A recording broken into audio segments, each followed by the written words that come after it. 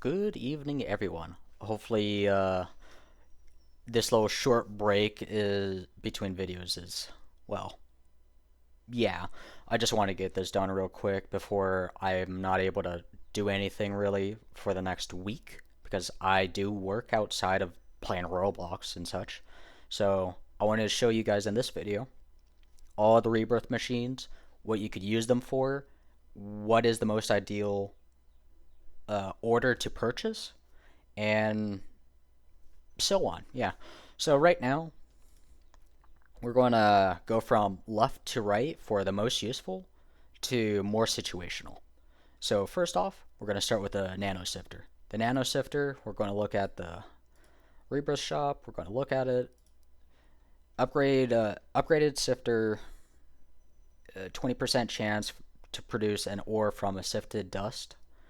And I will show you real quickly of information that I tested over, I think, a course of like maybe 3 days, maybe 2 days. I forgot already, of the percentages. So here are the percentages that you are expected. So you have cobalt, silver, uranium, tungsten, gold, plutonium, palladium, and iridium. Those are the, let's see, 8 ores that you get from this. You could see the cycle 1 through 5. Those are the ones that I've done, and there is three other contributors that I've added into the spreadsheet. And you will see cycle total and cycle chance. Cycle chance is essentially, excuse me, uh, well, chance. It's the percentage chance that you'll get for each ore for that 20% that you hit. So typically, you want to kick out cobalt, silver, and uranium like in my gambling setup. But if you're not doing gambling setups and just trying to use this machine in like a normal setup, you want to just keep all of them because, well, why would you get rid of it? It's just extra stuff in your byproducts. So I'll close this out and we'll just move this over and show you what we could use this for. So we're just going to use a normal furnace. And just like a normal sifter, you'll just use a crusher and place it down, and well, you'll just reintegrate this back at the beginning. Just round it back up, and imagine this is the start of your well, stuff and everything. So just ore cleaner, polisher, yada yada. It'll just go back to the start as if this was over here at your start. Now that's out of the way. We'll be looking at the ore upgrader. The ore upgrader is essentially upgrades your ore from, let's say, for example, lead. It'll upgrade it into cobalt. And it goes all the way up to mithril. So when it means by mithril, it will upgrade palladium to mithril. But you cannot upgrade mithril to anything higher. Mithril is the max upgrade height. It's not at the baseline, but it's a height, you could say. So it's a very useful machine. It costs 3 rebirths. It's one of the machines that you'll get very early on. The 2 machines that you'll typically buy is the Nano sifter and the ore upgrader. So that is 4 rebirths total. You would typically try to, in your first rebirth cycle, you'll try to aim for 160 and buy these 2 machines. These are the 2 most important machines to buy first off. Now, in the sequence of this, we'll just move this over here. This will be at the, let's say, like this. You'll filter out anything of gemstones. We'll just filter those out. We'll just have those go around and do whatever else. Or you could have them go through and filter it later. And then you would do your ore cleaner, polisher, and then your smelter, and then whatever else to the side, like that sifter setup. Next one up, Philosopher Stone. Philosopher Stone is the third one on the list that you want to get as soon as possible. It increases every ore with gold. Well, let me rephrase that. I already forgot what I said. Infuses ore with gold by 1.25 times. So 25%, that's 1.25 times. And I will show you in the sequence of what you should do. So You would use this after the ore upgrader. You'll get your cleaner, polisher, then you would place your philosopher stone, and then your smelter. That is the combination that you'd use for these rebirth items. We're going to keep these here just as a baseline. I'll place this here, crusher, just so we have all the rebirth items placed down. Now we're just going to move these out of the way. Now we have gem to bar and bar to gem. These two, you would actually get the gem to bar first because, one, there's not a lot of situations that you need the gem to bar or the bar to gem. Yes, bar to gem. They don't add any multipliers or anything. It just changes their model and what they could be used for. This one, we'll start with the bar to gem. So bar to gem, the only way to use it is if you are using it for, let's see, where is it? Gem cutting, and then a prismatic crucible to combine them. So the reason why we have it like this is first, you would have it over here right after your ingots. Then you would place the gem cutter. That's a 40% boost, and then you would have this. So we'll just do a splitter here. Quick little basic little setup.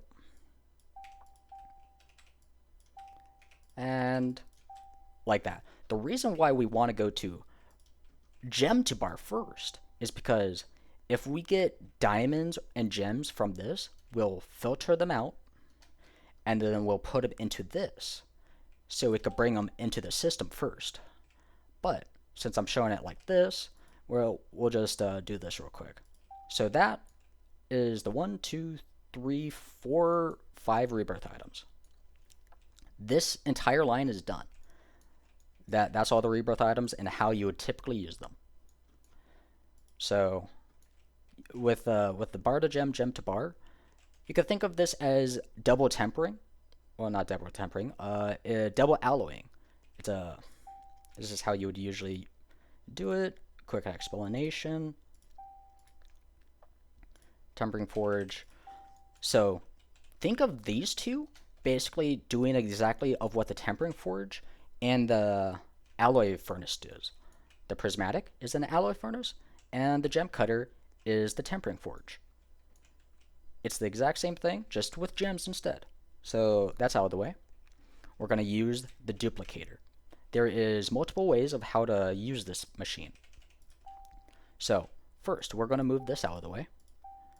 This creates stone for every creates a stone for every 2 ore that goes through this, but we can make it 1-to-1 by doing this. If we do it like this, we essentially made the stone output similar to how a what was it called? Blast furnace, without dropping 40% value essentially. Keeping that 20% boost while keeping the same amount of outputs as a blast furnace. This is one way to use it. The other way to use it is using it on a casing machine. So there's a lot of machines, endgame machines, that use casing machines. So for example, Power Core, it uses a casing machine, but the magnet also uses a casing machine. So this requires 2 casings for one output. But the problem is, because these two have such low, let's say, multiplying issues, the superconductor, this is a 3 times, 200% 3 times.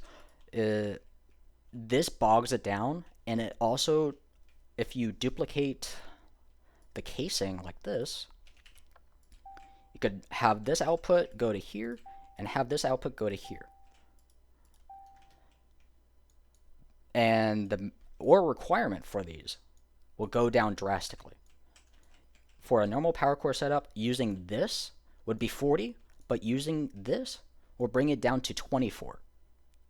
Means you could get significant, it will drop the value of your power core down, but it will bring the amount of power cores that you can make nearly double. because your power core, you're probably going. I don't even know the percentage myself. I'm just making a rough estimate. You're maybe seeing a 40% drop in profit. Means you're going to see a 10% to 20% increase in total money, or yeah, about that, because the ore requirement is lower. You could use that same tactic on a, I don't have it, on a, let's see here, on the tablet factory. You could duplicate casings and use the circuit how you would as a superconductor on the power core. Exact same way. You could kind of do it with the engine as well, but who really cares about the engine factory, to be honest? It's just a pile of scrap at this point. It's useless until they add anything in the new game. Well, in the new update of the game. Oh well. So that's out of the way. The other way to use it, the third way, same way that we did earlier, we duplicate every item besides the ingot or the alloy that goes to the ceramic. Or ceramic? No, the superconductor. So the superconductor gets a full value ingot, and everything else in the sequence, everything gets the duplicated. This proves to be the best way to use Power Core, and it brings it back up above Tablet Factory. Tablet Factory, using the duplicate and case method, makes it better than Power Core, but using it in that way that I've just shown makes it better than Tablet Factory again. So Power Core number one, no matter what you do besides that, is, well, yeah, like that. So I just want to do that quick explanation of how all the Rebirth machines work. I hope you guys have a nice day, and I'll probably see you guys maybe next week if I have a video idea. So yeah, have a nice night. It's currently 6 a.m. I need to get to sleep. See ya.